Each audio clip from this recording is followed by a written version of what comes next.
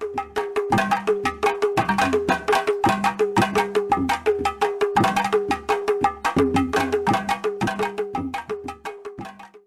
kúlé o, nílé lóko.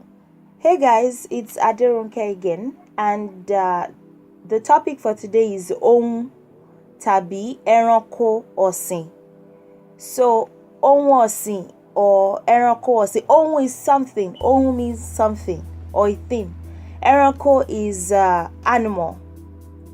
Ọ̀sìn is something that is ohun ọ̀sìn, something that is reared. Sìn is to rear something, to raise them, to raise them, rear them, R-E-A-R. So today I will be talking about domesticated animals that we often raise.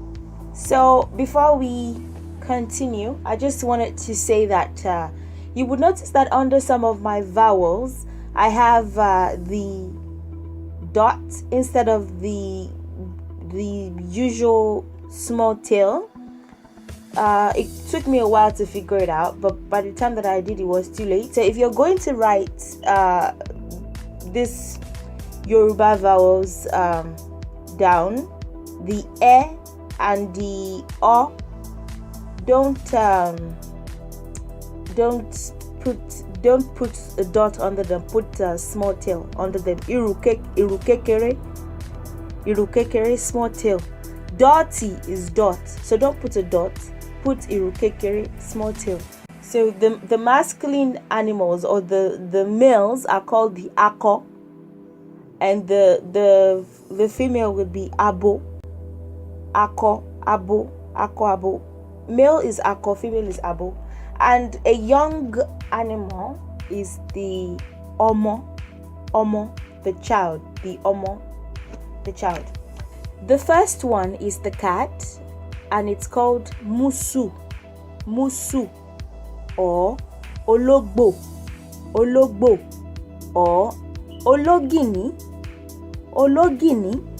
So the Yoruba language is so rich that and like we recognize animals and their sentience and their wisdom, and we know them and what their characteristics are, and we often use these animals in proverbs and sayings. The names of these animals, there's a proverb that goes, "Àìsínlé ológìní, ilé dilé èkúté."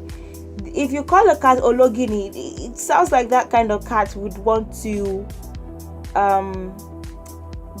hunt the rats in your house down. I don't know. It just sounds a bit firmer than musu. Musus are usually that they are cats. You can call those cats ologinis as well, but a musu would just be like, I don't know, on your veranda, not doing anything, just like drinking milk and meowing. The ologinis, they sound like the kind of cat that would like hunt the rats in your house down and bring some of them to you so you can use them as traps in your farms or when you're in your farms. Basically, you just put the animal on the trap and you wait for a bigger rodent to come for it, and then it gets trapped and then it dies. You can call any cat ologini or ologbo or musu or whatever, but I've heard people use like musu to describe gentle cats that don't really care much for rats or are not necessarily rat hunters. They just, I don't know, they just want to like sleep on your veranda and your balcony and have fun. So musu, ologbo, ologini is cat. You can call any cat either of the three names. I'm just using those ones, and that was just like giving you some insight into the usage, but the three names can be used for any cat. The next animal is the dog. Aja. The other one is the rabbit. EHORO.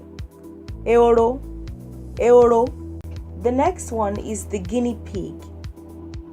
Emo or ekwemo. People say ekwemo, people say emo. It really doesn't matter. It's the emo, guinea pig. The next one is the monkey. Obo.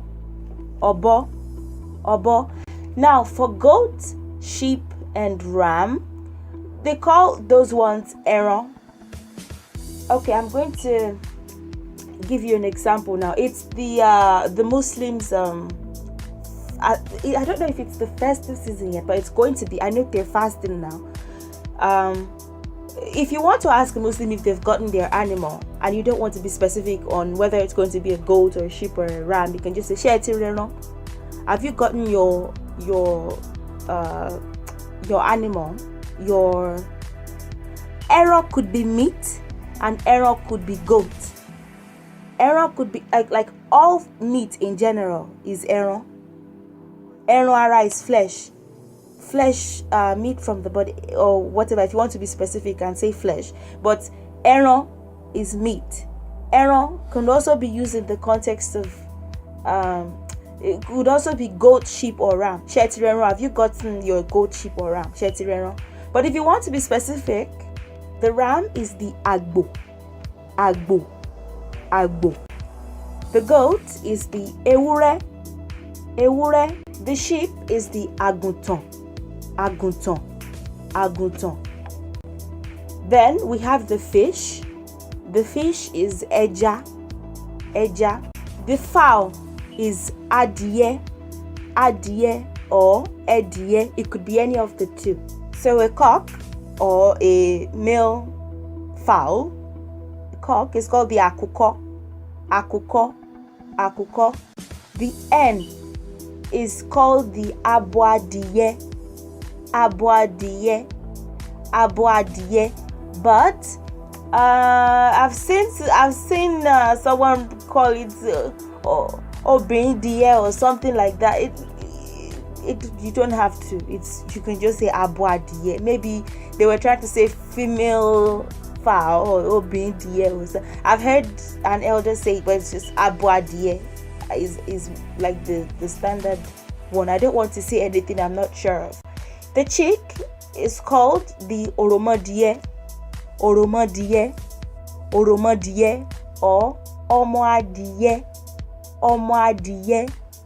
adìẹ. The duck is the pẹ́pẹ́yẹ bímọ. Don't let me sing any songs, but duck is pẹ́pẹ́yẹ. The turkey is the tòlótòló.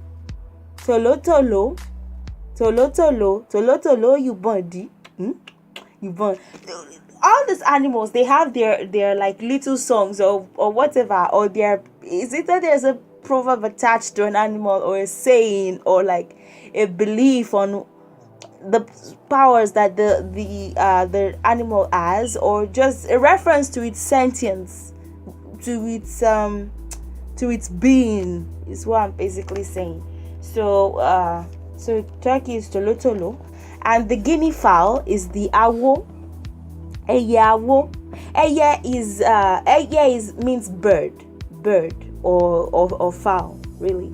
Ẹyẹ. Àwo is guinea fowl. So you don't need to say ẹyẹ àwo because we already know it's a bird. But you can say àwo, guinea fowl. And there is ẹtù. I've seen someone call a guinea fowl ẹtù. So it has to be, from where I saw the source, it had to be correct. So ẹtù is guinea fowl, and the dove or pigeon could be the ẹyẹlé or àdàbà. Ẹyẹlé is bird, ilé is house. So the doves usually like land on rooftops. In Nigeria, at least in my house, they usually like land on rooftops, and you would see them. But it depends on the area too. So ẹyẹlé, that's why they're called ẹyẹlé, because they are peaceful, and they land on houses, and they are just like calm or whatever. And the àdàbà could also be a dove or pigeon. The thing is, doves are usually called àdàbà, though. Àdàbà, dove, because it has this peaceful connotation. Ẹyẹ àdàbà, wá balẹ̀ mi o, or something like that. Was it Asha that sang that song? She was the one. Ojúmọ́ ti mọ́, mo ríre o. It has this peaceful thing about it, and in most religions, or many religions, like even whether you are a Christian or like you believe in Greek mythology and the goddess Aphrodite, or you worship Oshun and you know that she loves doves, these animals each animal has its own, association, like I said, but this particular bird is known for being peaceful. In ornithological practice, dove tends to be used for smaller species and pigeon for larger ones, but this is in no way consistently applied, and historically, the common names for these birds involve a great deal of variation between the terms. Pigeons tend to be seen as town dwellers, doves as more rural, pigeons are seen as more dirty, doves are as more peaceful. So, pigeons are usually seen as a little bit bigger than doves. Doves are usually seen as a bit smaller, but really there's no, they both have short legs and they're like one in the same. So it's fine if you call a pigeon eyele or adaba, and it's fine if you call a dove eyele or adaba. But doves are usually called adaba and pigeons eyele. It really doesn't matter. If you want to be specific, I'm going to make a video on adjectives later, because if you're like a devotee of Oshun, you would know this. She usually prefers like white doves. Like even if you're a devotee of the Greek Aphrodite, you know that they prefer the white ones, because those ones are usually called doves more than pigeons, and they're usually gentler. So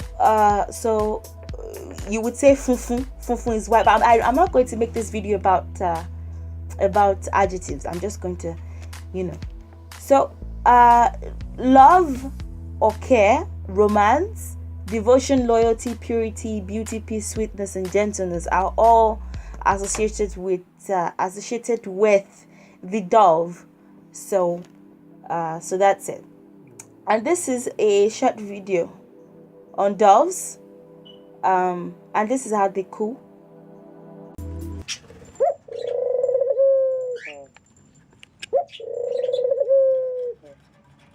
The next one is the laughing dove, the ODÈRÉ KÓKÒ. ODÈRÉ KÓKޮ. ODÈRÉ KÓKޮ.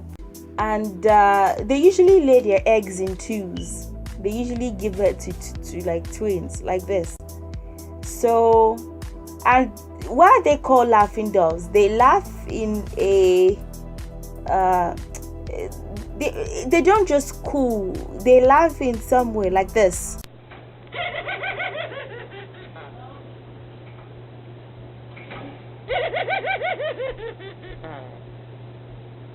So, why would people want to keep them? Well, it could be for different reasons. Or why would people want to raise them? It could be for different reasons. It could be for, I don't know. It could be for their eggs, which is like not that common. It could be for sacrifice. The white ones, the white doves are usually, the white pigeons or doves are usually raised for sacrifice, for offerings. The other one, the other animal, is the cow. Malu. The next one is the pig, the ELEDE. Pig, ELEDE. Horse, ẹṣin. The camel is called the ràkúnmí. And the last one is the ass or donkey, and it's called the kẹ́tẹ́kẹ́tẹ́. So my next video would be on why people would raise these animals and what their significance are, and how we are maybe not now because we have cars and we have whatever, but how we are totally dependent on them, or how we were totally dependent on them for our survival. So this would be the end of this video. Stay tuned for my next video. Thank you for watching, and please subscribe if you haven't. Thank you for watching. Bye.